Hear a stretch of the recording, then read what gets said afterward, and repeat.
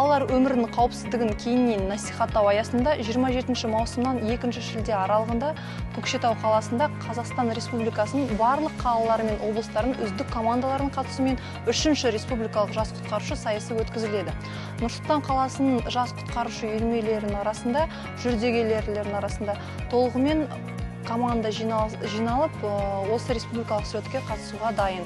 Жарыс спорттық іс-шаралары бойынша және өзін-өзі құтқару дағдыларына оқыту бағыты бойынша 7 этап бойынша өткізіледі. Атап өткенде психологиялық тест, визит карточкасы, газет жарнамасы, алғашқы көмек көрсету, авариялық құтқару жұмыстары саласындағы жарыстардың түрі, табиғи орта жағдайындағы іздестіру құтқару жұмыстары және де өрт эстафета жарыстары түрлері қамтылған. Нұр-Сұлтан қаласының 8-ші лицей мектебінің оқушысы Ғалымжан Гүлназбен.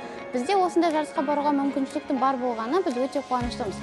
Біздің мақсатымыз ана жаққа барып бірінші орынды ғана алу емес, өзімізді көрсетіп, қатысып келу.